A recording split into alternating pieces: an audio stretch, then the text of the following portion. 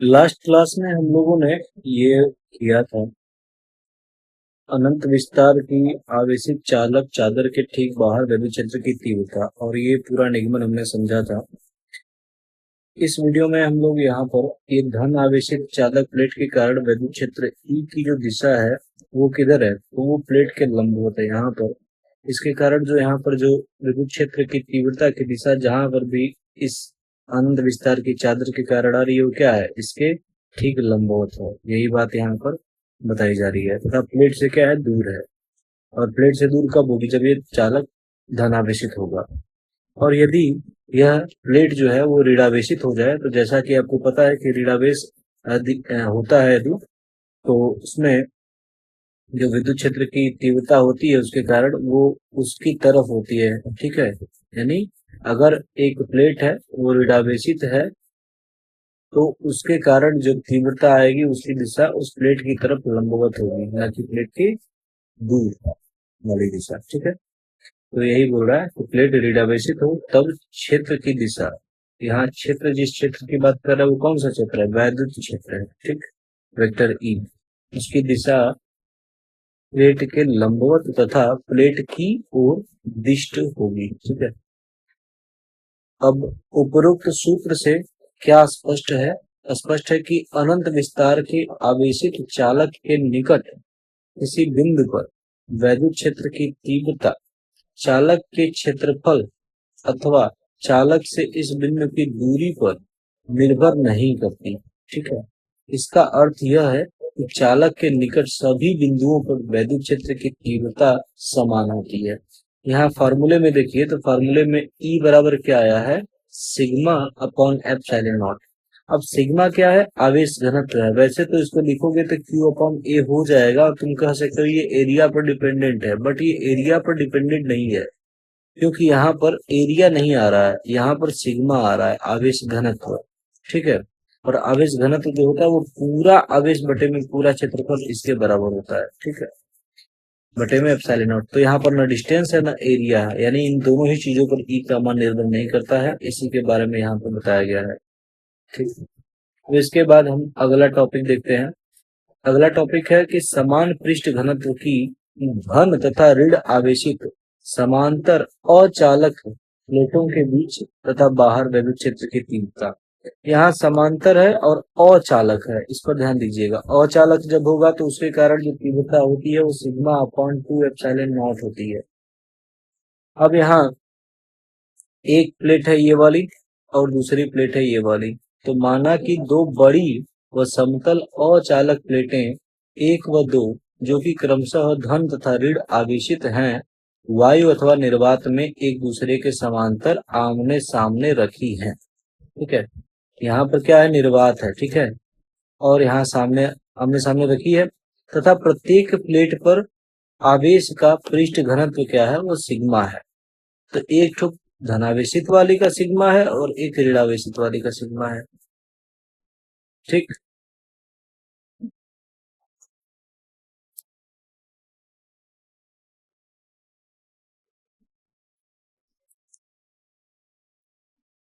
अब यहाँ इस प्लस वाले के कारण जो तीव्रता आएगी इसके बीच वाले बिंदु पर, ठीक है। तो यहाँ सबसे पहले प्लेटों के बीच में निकालते हैं, तो बीच में निकालेंगे तो यहाँ पर देखना होगा, यहाँ पर इस प्लस वाले के कारण जो तीव्रता आई है उसे मान लेता हूं मैं कि ये E1 है, ठीक है, क्योंकि ये पहली प्लेट मानी गई है और ये वाली प्लेट दूसरी प्लेट है, इसलिए इसके कारण यहाँ पर जो तीव्रता आएगी उसको मैं E2 वेक्टर से रिप्रेजेंट करूंगा, ठीक। और यहाँ पर मैं इस वाली डायरेक्शन को मैं मान ले रहा हूँ कि ये क्या है, प्लस एक्स अक्ष है। अब यहाँ पर वेक्टर E1 यानी कि यदि यहाँ देखा जाए, ये वाला तो फॉर्मूला है जो मैं बताया हूँ, वैद्युत क्षेत्र की दिशा प्लेट के लंबवत प्लेट से दूर होती है, ठीक है, ये सब बता चुका हूँ, वही है। अब यहाँ ये E1 जो है उसका मान लिखा है सिग्मा अपॉन 2 एप्सिलॉन नॉट और प्लेट 1 से दूर की तरफ ये दिखा दिया है, बट यहाँ पर हम लोग इसको वेक्टर फॉर्म में लिखेंगे और वेक्टर फॉर्म में लिखने का तरीका क्या है, E1 वेक्टर बराबर इसका मैग्नीट्यूड इनटू जो भी दिशा है उस दिशा में एकांक सदिश, तो क्योंकि E1 की डायरेक्शन कौन सी है, E1 हमारा प्लस एक्स अक्ष की दिशा में है, इसीलिए उसका जो एकांक सदिश है आई कैप, उससे हम लोग यहाँ पर मल्टीप्लाई कर दिए ये इस वाले में, ठीक है। इसके बाद में इसी प्रकार से E2 में भी अगर हम वेक्टर फॉर्म में लिखेंगे तो इस तरह से यहाँ पर आई कैप से मल्टीप्लाई हो जाएगा, क्योंकि यहाँ जो इसकी डायरेक्शन है वो भी किधर है, उसकी ऋणावेश की के कारण जो तीव्रता होती है उसकी डायरेक्शन उधर ही होती है, इसीलिए ये वाली डायरेक्शन भी प्लस एक्स अक्ष में है और परिमाण हमारा सिग्मा अपॉन 2 एप्सिलॉन नॉट है, इसलिए यहाँ पर E2 वेक्टर बराबर sigma upon 2 epsilon not I cap लिख दिया गया है।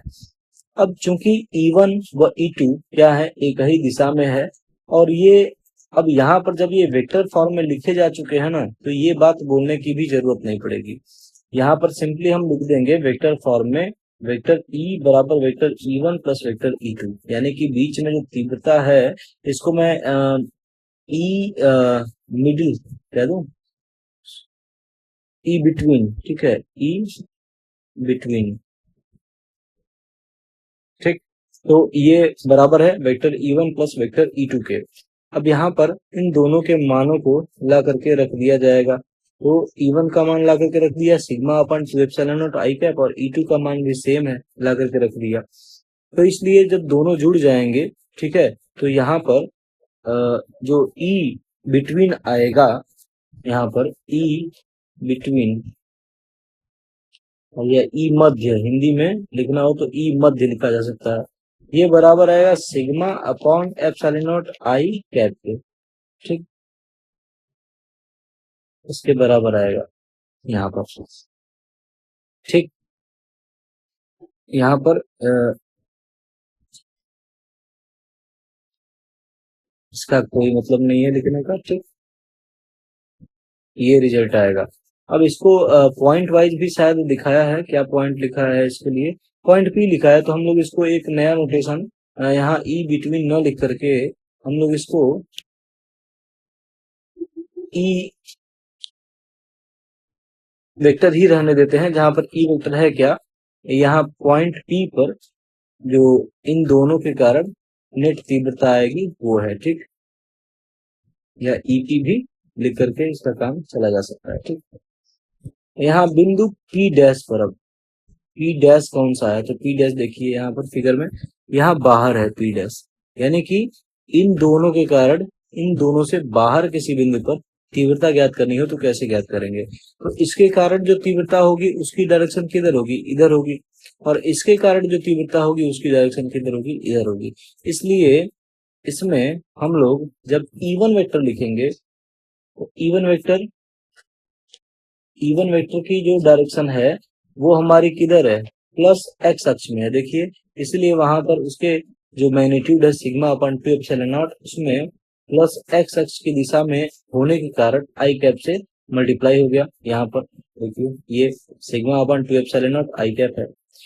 इसके बाद में यहाँ E2 जो है इसमें माइनस आई कैप से मल्टीप्लाई होगा, ठीक है, क्योंकि यहाँ E2 की जो डायरेक्शन है, E2 हमारा वो प्लस एक्स में ना होकर के बल्कि माइनस एक्स में है, और माइनस एक्स में हमारा एकांक सदिश कितना होता है, माइनस आई कैप होता है, ठीक।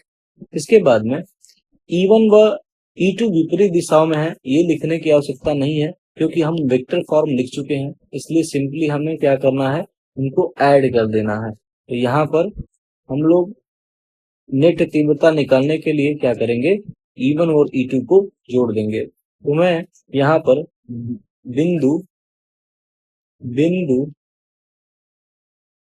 P डैश पर नेट वैद्युत क्षेत्र की तीव्रता वेक्टर E बराबर यहाँ vector E1 plus vector E2 कर देंगे। सदिश रूप में सिर्फ आप अध्यारोपण का सिद्धांत लगा के सभी के कारण जो विद्युत क्षेत्र की तीव्रताएं आती हैं उनको आप सदिश रूप में जोड़ देते हैं तो आपको नेट तीव्रता पता चल जाती है। ये उसी नियम का हम लोग पालन कर रहे हैं, ठीक है। तो जब दोनों को हम लोग अप्लाई करेंगे तो यहाँ पर हमारा आएगा वेक्टर ई डैश, मैं इसको कह दे रहा हूँ, ये वेक्टर ई डैश बराबर आएगा sigma upon 2 epsilon not I cap, और यहाँ प्लस ये वाला जो जुड़ेगा ये वाला, तो इसका जो ये माइनस चिन्ह है ये यहाँ बीच में आ जाएगा, इसीलिए ये हो जाएगा minus sigma upon 2 epsilon not I cap. और इसीलिए यहाँ पर ये दोनों ही बराबर हैं, इसलिए घट करके यहाँ वेक्टर ई का मान क्या हो जाएगा, 0 हो जाएगा। वेक्टर ई बराबर 0। ठीक। अब प्लेटों के बीच विभवांतर, तो ई बराबर क्या है, सिग्मा अपॉन एप्सिलॉन नॉट है, और ई बराबर वी बाई डी होता है। हालांकि ये कॉन्सेप्ट अभी इंट्रोड्यूस नहीं हुआ है, इसलिए इसको अभी कराना सही नहीं होगा, क्योंकि ये विभव प्रवणता, ये एक टॉपिक है जो कि विभवांतर वाले चैप्टर में है, विभव प्रवणता। जब ये करा दिया जाएगा तब आपको ये समझ में आएगा।